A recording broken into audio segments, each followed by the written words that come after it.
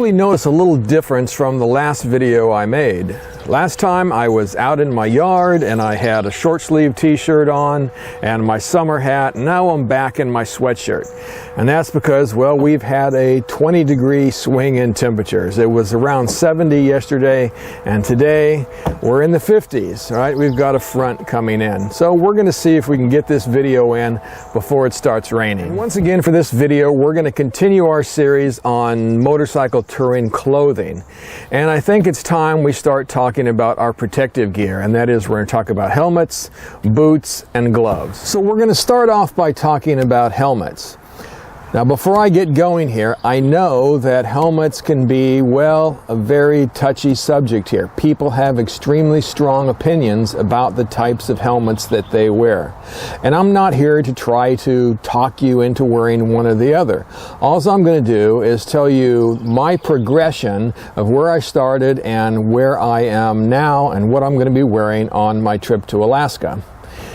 Based upon that, again, I hope you can get some information and again make your decision on what kind of helmet you might want to wear. Like most people who ride cruisers, I started off wearing a helmet like this, right? A little half helmet. And we do that, well, because it's the style, right?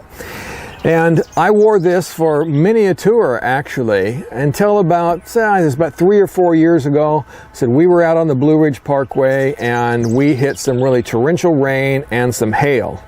And well, that changed my mind about the kind of helmet that I was going to be wearing. This particular helmet is a Bell Pit Boss, and it's a nice little helmet. It fits well, it has a great retention system here in the back, and a nice thing about it, it has a pull-down visor. Now, I use the clear visor on mine because primarily what I was interested in is keeping the rain off of my glasses. Now, having this little visor to keep rain off of your glasses or out of your eyes sounds like a good thing, but in reality, it doesn't do anything at all to help you. Right? What happens is in a little short helmet like this, rain bounces off your cheeks and it comes up behind your glasses and behind the visor, and you end up getting water all on the inside of that visor. And you can't see anything anyway, right? You can wipe it off on the outside, you can't wipe it off on the inside. So for me, anyway, it actually made things worse. In addition, for me, my hearing was also starting to become a concern. Right? I'm getting older, and my hearing was naturally decreasing, but the wind noise was really playing a role in exacerbating my hearing loss, particularly on my left side here. All right, so I knew I had to do something to get a helmet that was going to cover my ears, going to block some of the wind noise. So after that trip set on the Blue Ridge Parkway where we had so much problem with rain, and after dealing with the wind noise from the half helmet, I decided to move up to a helmet like this, which is a 3/4 helmet with a full face shield on it, and this happens to be the Shoei J Cruise helmet. And to this day, this is still the most comfortable helmet I've ever had. The ventilation on this helmet is great, and it just fits really well.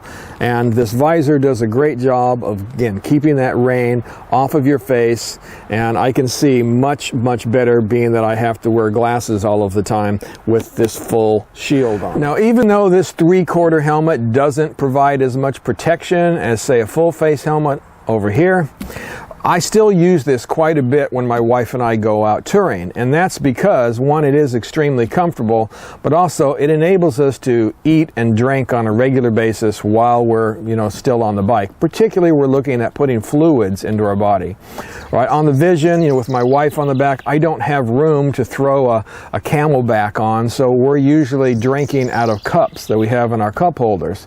So I can't get a straw or any kind of cup in between, my mouth and this helmet, but I can just flip the visor up on this one and drink very easily.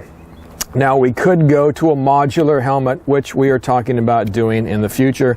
My wife has actually told me that she would like to look at one of those. So the next helmet I have here is obviously a full face helmet. This is a Shoei RF 1200.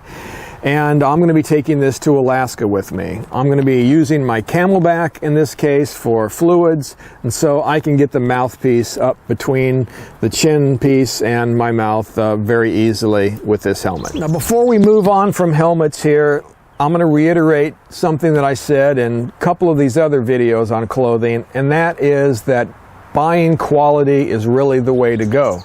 Right? I've been through the road, right, or been down the road of going out and buying a $200 helmet and having it hurt my head, having it be so noisy I couldn't even stand it, and end up throwing the helmets away.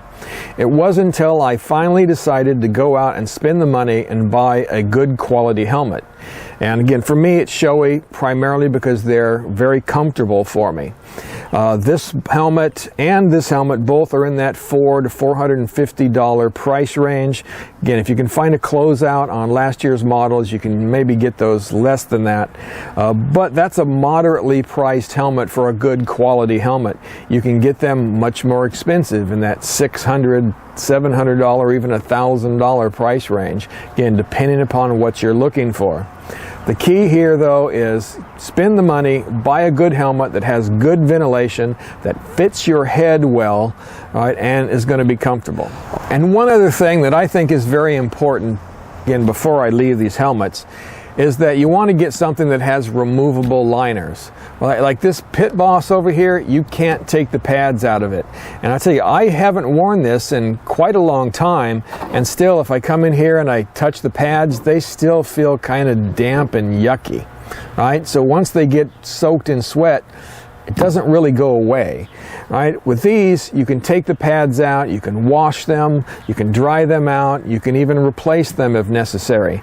And these helmets also, you can get different pads for different thicknesses. Like on the J Cruise here, the original pads were a little bit tight on my chin, right, on my cheeks. So I ended up going with the slightly smaller set of pads, put them in, and now it fits perfectly. All right, so next up, let's move on to boots. And as you can see, I have quite a variety of boots that I have here, and I still wear all of them. And again, for me, I think that any of these are perfectly fine for taking out on a tour. Depends upon the kind of riding that you're going to be doing while you're on that tour. This boot right here is an Ararat Ironside work boot, right? 100% waterproof, and that's why I bought it.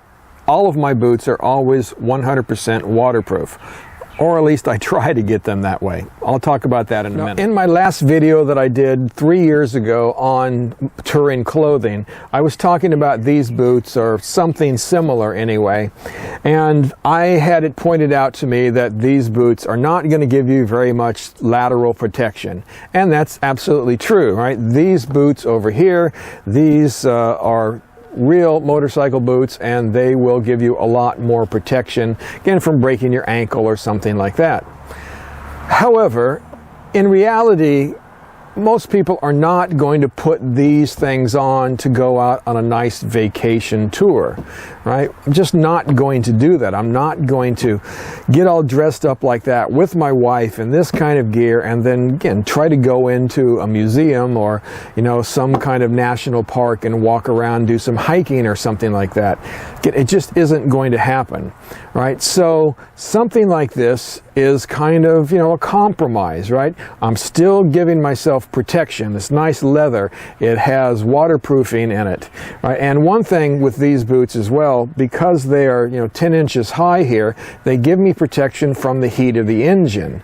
Right, on a hot summer day, right, the big engines in these V-twin cruisers that we have, right, 1800 cc's, they put off a lot of heat, right, and having a boot that comes up high like this helps to protect your legs from that heat. Now, while I have ridden all the way across the country in these boots, or boots like it, and had no problem, I have moved on to some different kind of boots as well.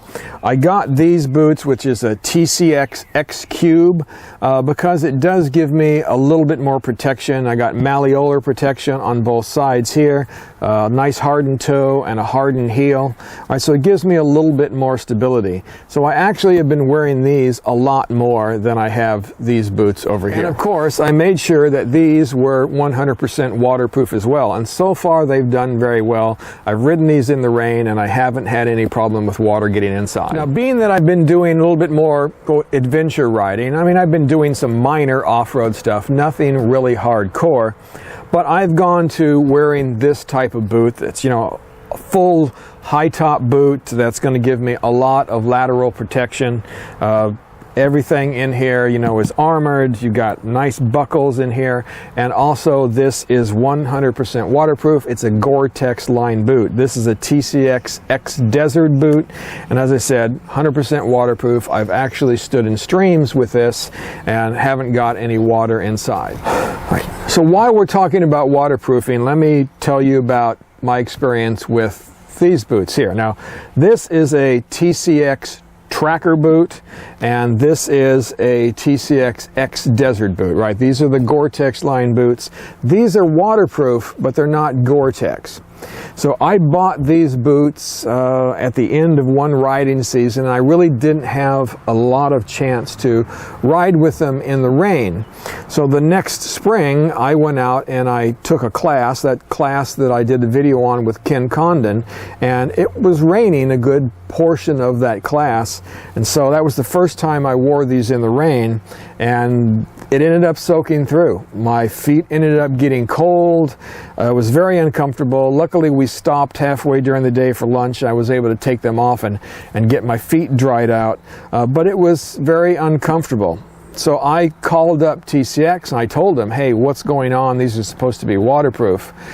And, you know, they apologized and they were very good about it. What they let me do was pay a small upgrade fee to go to the Gore-Tex line boots. And now I end up with a good quality Gore-Tex boot that works extremely well.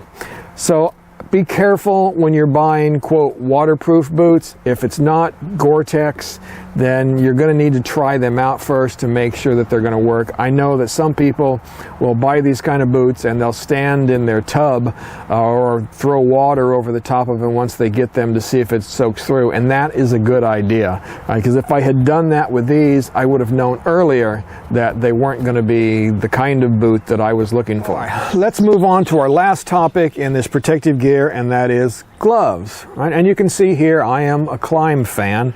I have, you know, 2 sets of Climb gloves that I'm planning on taking with me to Alaska. I may even take a 3rd set. I haven't decided yet. So why do I carry so many? Well, because I've been out there on some rides and I've had my supposed waterproof gloves soak through, right? And my hands get cold. So I always try to make sure that I have at least 1 and even 2 backup sets just in case that happens. Right. Now this glove is the Climb Dakar glove. It's a lightweight glove, so it makes it easy to use the hand controls. It does have padding on the knuckles and on the fingers, and again has a full leather palm here as well. It's a very comfortable glove. The one thing that I always have a problem with any glove is that in order to get the palm width right for me, I end up having to have fingers that are a little bit longer. I've got, you know, short fingers but a wide palm here, so I end up having to deal with that. But they're nice and comfortable. I don't get any numbness or tingling in my thumbs that I do with some gloves if I get them too small. The Dakar gloves here are not waterproof, right? This is going to be my dry day riding gloves, right? Or I might ride them in a tiny bit of rain, but if it's going to rain, I'm going to switch to my waterproof gloves. For my 2nd set of gloves, I have this. This is the Climb Power Cross glove. And I think that what this is actually a snowmobile glove, but it's 100% Gore-Tex lined and it has Thinsulate in it, so it's reasonably warm.